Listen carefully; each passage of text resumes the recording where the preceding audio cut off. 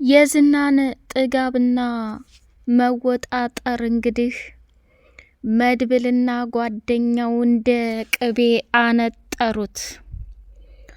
ዝና ጉልበትና አቅም ያለው ለሴት ብቻ ነው። የተነፋፋ ሰውነቱን የመድብል ጓደኛ ሮማንቲክ ሲሰራበት ከመሬት አንስቶ ወደ ሰማይ ሲያነጥረው እንደ ፌስታል ተነፈሰ። ይገባሃል ማለት ነው። ዝና አግቶ ለሚያሰቃያት ሴት ሉላ የኔ ሚስት ነበረች፣ በሀብትና በንብረት ተሞላቃ እየኖረች አሁን ሰው አስከድቶ ወስዶኛል፣ ቀጣይ የምትሆኘው አንቺ ነሽ እያለ እየዛተባት ነበር።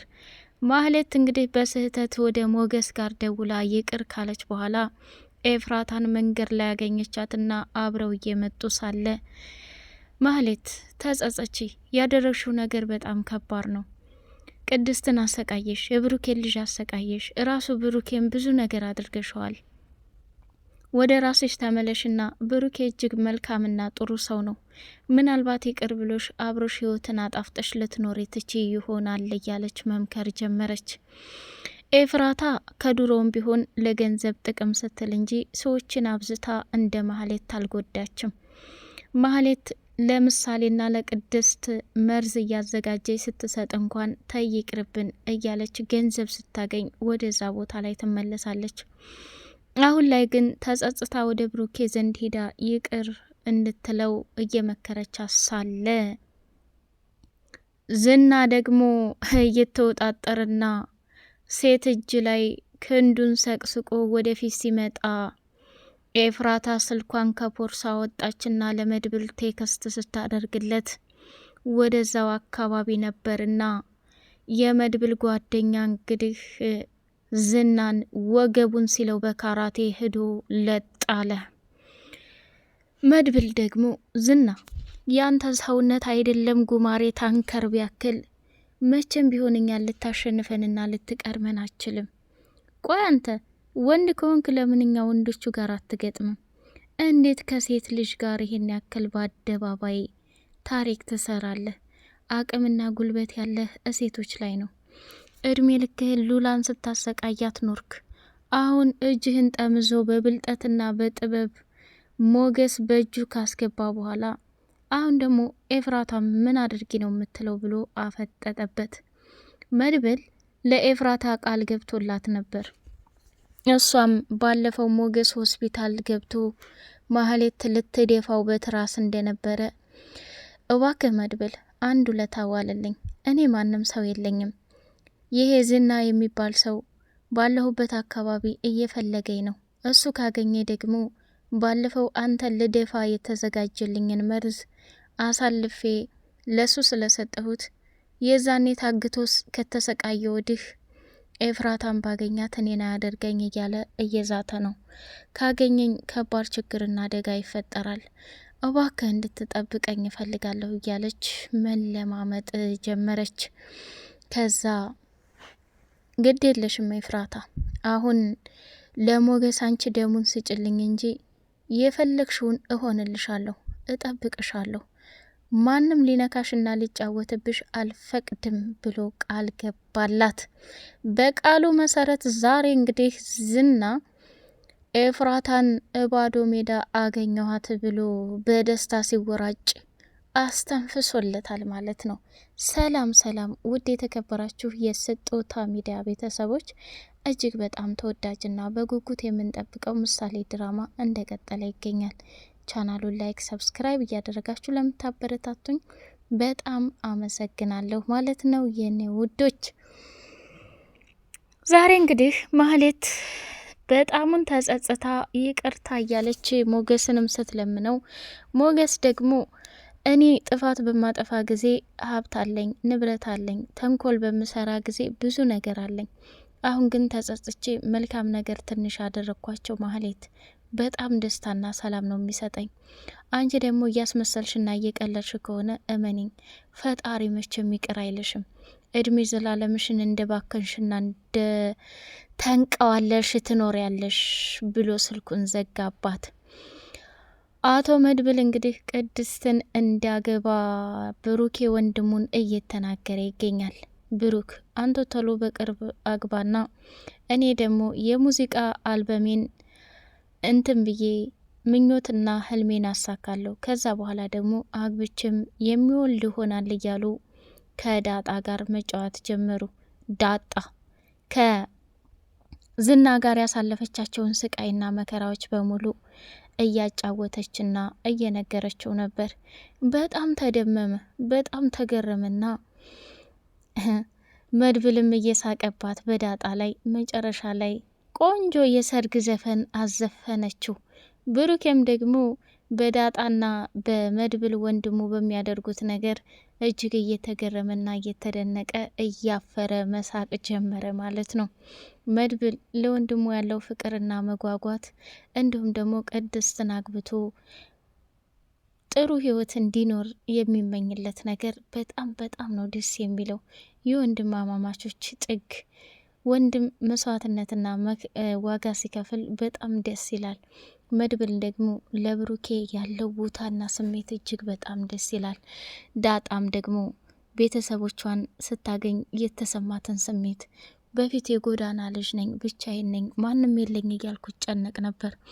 አሁን ግን እዚህ ቤት ካላችሁት ጀምሮ እኔ እጅግ በጣም ደስ በሚል ሁኔታ ቤተሰብና ሰው ሞልቶኛል። አባቴ እኔን ሲያገኝ የተሰማው ደስታ፣ ሰላምዬ፣ ናታን፣ ኤቢ እንዲሁም ደግሞ ውሃ እያለች እዛ ቤት ያለውን በሙሉ ሰው መጥራት ጀመረች። አሁን ላይ ዳጣ እጅግ በጣም ደስተኛ እንደሆነች ብሩኬ ተረዳ ማለት ነው። ዳጣ እውነቱን ስነግርሽ ላንቺ እኔ በጣም ደስ ብሎኛል። የዛኔ የጎዳና ልጅ ሁኜ እያልሽ ሳገኝሽ ያነባሻቸው እንባዎች፣ አንቺም እኮ ብዙ መስዋዕትነት ከፍለሽልኛል። ምሳሌን ውጭ ሀገር አሳክሜ እስከምመጣ ቦሌ ላይ ያሳለፍሽውን ስቃይ መቼም ልረሳው አልችልም። ዳጣ አንቺ እንዴት አናሽ እህቴ ነው የማይሽ ብሎ አለ። መድብልም ቢሆን በየትኛውም የህይወት ጉዞች ላይ እኔ ወንድም መከታሻለሁኝ ብሎ ሲላት በጣም ደስ አላት። እኔ አልፈራም፣ እናንተ ጀግኖች ወንድሞች እያላችሁ ማንም ሊነካኝ አይችልም እያለ ተደሰተች። ምሳሌ ለብሩኬ ቅድስት ስታሳልፋቸው የነበረውን ፈተና በሙሉ ነገረችው። ቅድስትም እየፈራች እባክሽ ረፊ ምሳሌ፣ ሚስጥር ብዬ ያወራሁሽን ሁሉ እንዴት ለጋሽ ታወሪያለሽ? ይህን የምታደርጊ ከሆነ እኔ እንደ እናት አንቺ እንደ ልጅ ካሁን በኋላ ምንም ላማክርሽና ልነግርሽ አልችልም ብላለቻት። ከዛ ታይ እንጂ ቅድስቴ፣ እንዴ ባለፈው አባትሽ ሲመጣ እኔ እናትሽ እሱ አባትሽ ወንድም እህት እወልድልሻለሁ ብለሽኛል። ታዲያ ከምንድን ነው የምትወልጂው? እያለ ማፋጠጥ ጀመረች። ብሩኬም ደግሞ ቅድስትን እያየ በፈገግታ ተሞላና ምሳሌ እንግዲህ ረፊ ቅድስት እንትኗን ማን ነው ሚስጥሯን እንድትናገሪባት ካልፈለገች አርፈሽ ተቀመጭ ምሳሌ እያለ አላት። ምሳሌ ከምን ጊዜውም በላይ አባቷ ቢታመምም ከአጠገቧ ሆኖ ስታይ እየተጫወተ በደስታ ተሞልታለች። መጨረሻ ቅድስት ምግብ ሰራራችና ቀራረበችና ብሩኬን ከምኝታ ክፍሉ ልትጠራው ስትሄድ ብሩኬም ደግሞ ሳይተኛ ዝም ብሎ ጋደም ብሏል። ጋሼ ምግብ ሰርቼ ሳሎን አቅርብ ያለው ሳሎን ከነ ምድር ብግል ጋር ትበላለህ ወይስ ላምጣልህ አለችው። መድብልና ምሳሌ አሉ።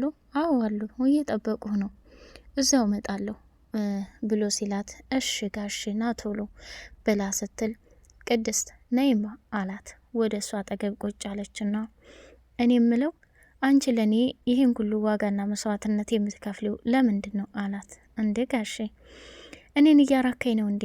አይደለም ምሳሌን እንደዛ ገንዘብ አጥሮኝ ላሳከም ስል ያለሽን ጥሪት በሰው ቤት የሰራሽውን ሞጠጥ አርገሽ ሰጠሽኝ። እንዲሁም ምሳሌን እንድትደፊላት ማህሌት ባዘዘችሽ መሰረት አንቺ ግን ያን ሁሉ አልፈሽ ለምሳሌ ገንዘቡን ተቀብለሽ ለኔ ሰጠሽኝ። አየሽ ልጄን ብቻዬን እንደዛ በሆንኩበት ሰዓት ከኔ በላይ ዋጋ ስትከፍሊ ነበር።